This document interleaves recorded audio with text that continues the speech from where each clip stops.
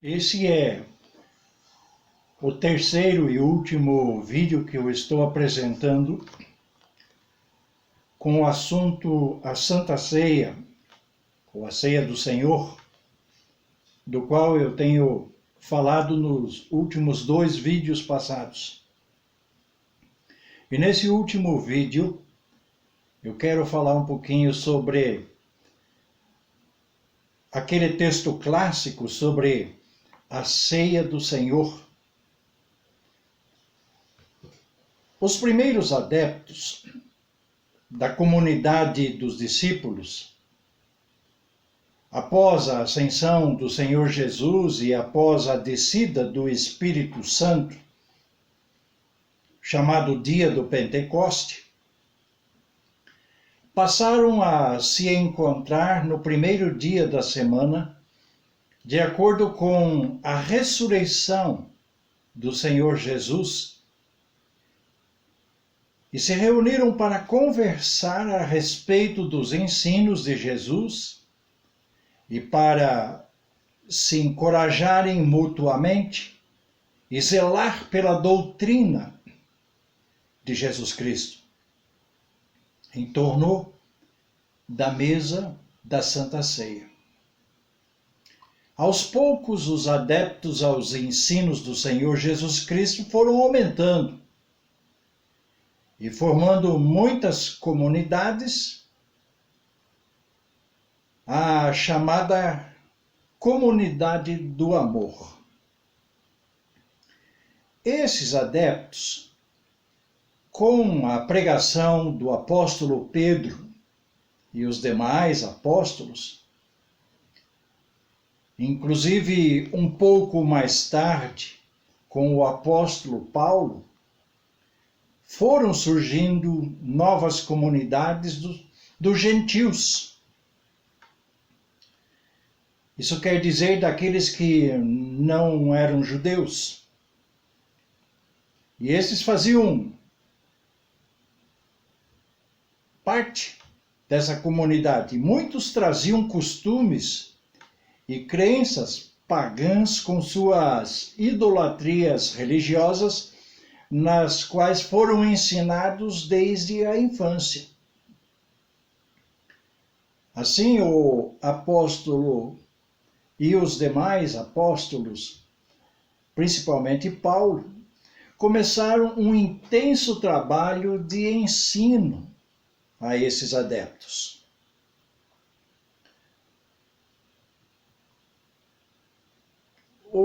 Os encontros semanais, aonde celebravam a Santa Ceia, muitos ainda mantinham seus costumes e práticas antigas e praticavam as duas coisas: a comunhão na ceia e, ao mesmo tempo, a adoração aos seus ídolos. E participavam desse evento da ceia como idólatras e como beberrões e comilões, como se fosse algo corriqueiro. E por essa razão, o apóstolo Paulo teve que intervir e orientá-los. E essas orientações nós encontramos na primeira carta de Paulo aos Coríntios, especialmente nos capítulos 10 e 11. A sua orientação abrange especialmente dois pontos essenciais: a idolatria e a forma de comer e beber os elementos da ceia. Orienta que devem parar de cultuar os ídolos e ensina que, atrás de cada ídolo, reside um demônio. Ensina a eles que isso era incompatível com o novo estilo de vida, ensinando que Deus não se associa com os ídolos. e que tal prática traz a indignidade para quem desejasse fazer parte da Santa Ceia e do novo estilo de vida no Senhor Jesus Cristo. Orienta ainda que a Santa Ceia deve ser diferente de outras refeições. E são chamados à responsabilidade a respeito da seriedade da ceia do Senhor ou da Santa Ceia.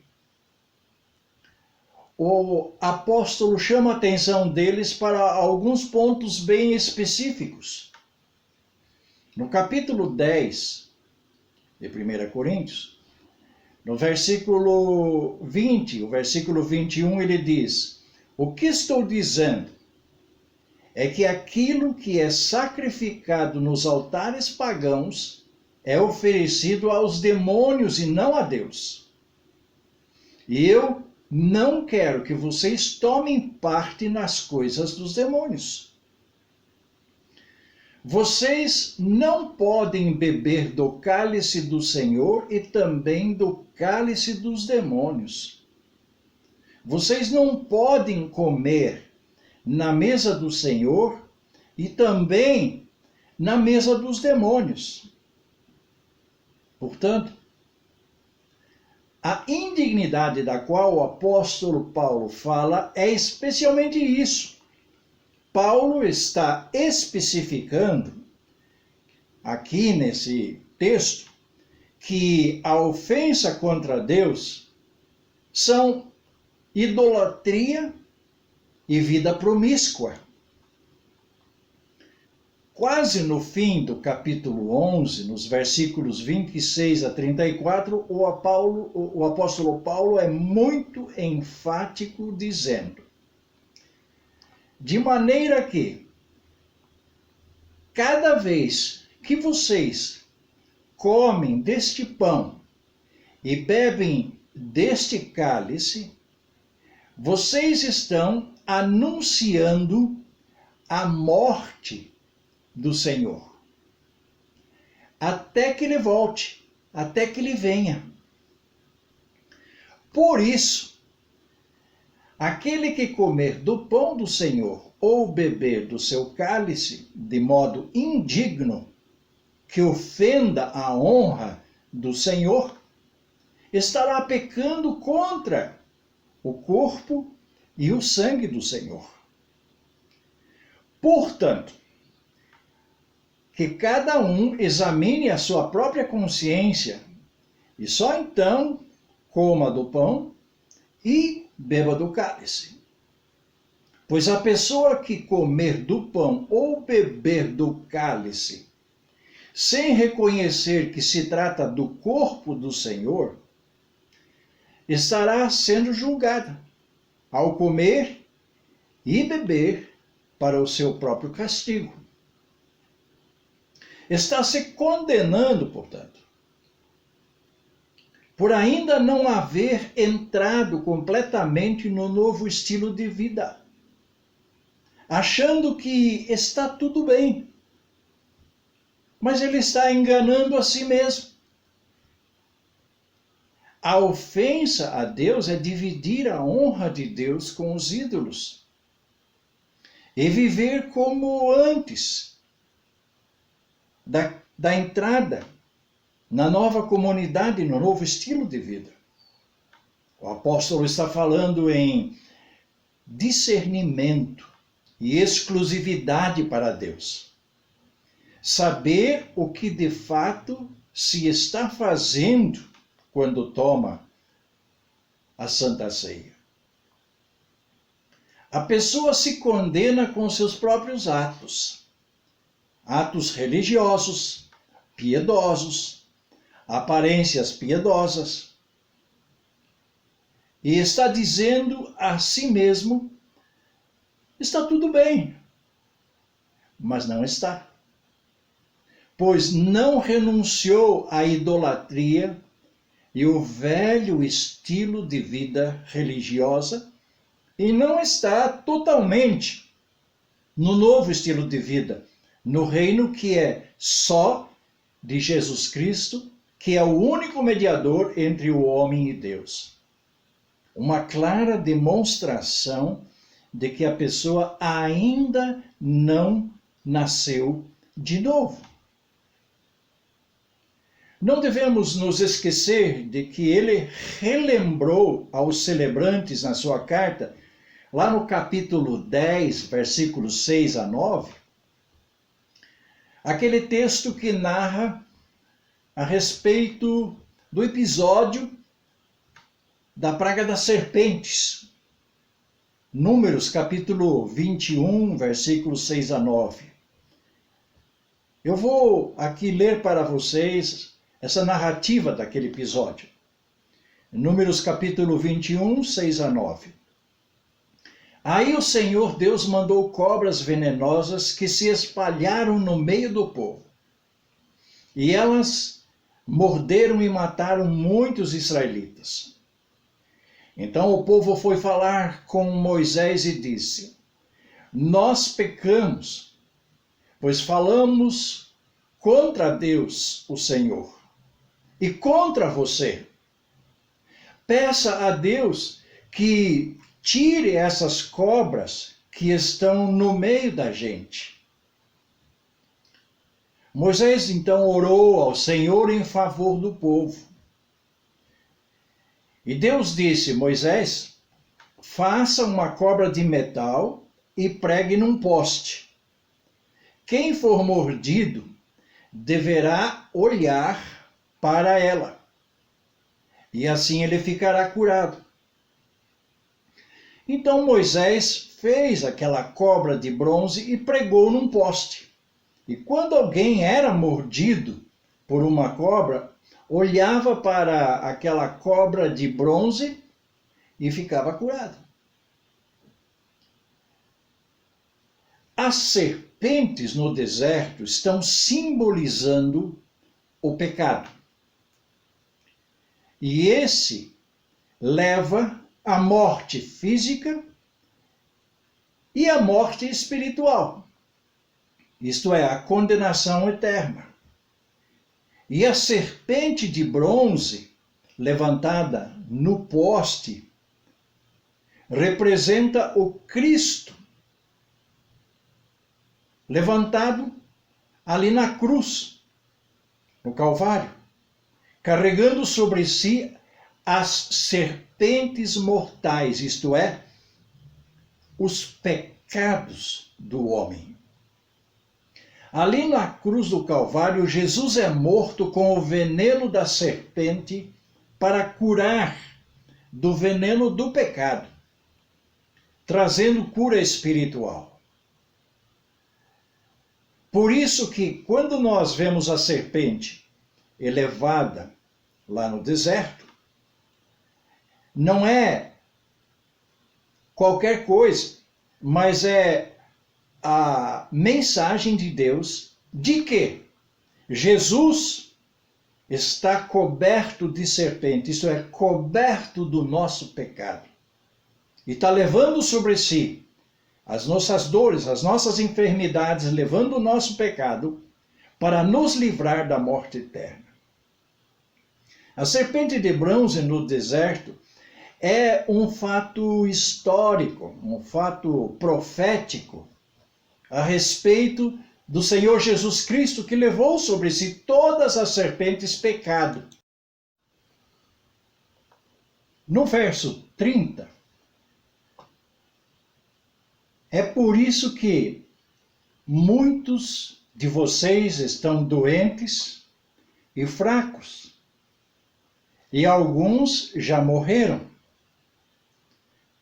Com isso fica claro que ele nos diz que nossa falta de critérios em nossas práticas e pecados nos adoecem e nos matam fisicamente e espiritualmente. Por isso, precisamos entrar completamente no novo estilo de vida, descomprometidos das práticas religiosas enganosas e dos costumes imorais. quando limpos do pecado pelo sangue de Cristo, obtemos uma consciência limpa. Aí no versículo 31 ele diz: se examinássemos primeiro a nossa consciência, e vendo que já estamos limpos dos nossos pecados, não seríamos julgados pelo Senhor. Se somos julgados e castigados em Cristo, não seremos condenados junto com o mundo. Quando o apóstolo Paulo fala juntos, condenados juntos com o mundo, refere-se às pessoas que estão fora do novo estilo de vida em Cristo. No novo estilo de vida estão os que já foram abrigados dentro da obra redentora de Cristo. Os que já foram julgados e castigados no corpo de Cristo, ali na cruz do Calvário, para a salvação eterna. Assim, se assim não fosse, tudo o que Deus castigou em Jesus Cristo iria recair sobre nós. Mas Jesus levou o nosso castigo e isso nos traz a consciência limpa. Se Deus ainda castigasse alguém que já está no novo estilo de vida, lavado no sangue de Cristo, estaria anulando o que foi feito em e por meio de Cristo, que morreu pelos nossos pecados do passado, do presente e do futuro. Portanto, uma obra redentora de livramento completa. Veja o que está sendo falado pelo apóstolo do amor, o apóstolo João, na sua primeira carta de João, capítulo 2, versículos 1 e 2. Está sendo falado aos seguidores de Jesus, considerados os filhos, os da família da fé, aqueles que estão dentro do novo estilo de vida. João diz assim: meus filhinhos, escrevo isto a vocês, para que não pequem. Porém, se alguém pecar, temos Jesus Cristo que faz o que é correto.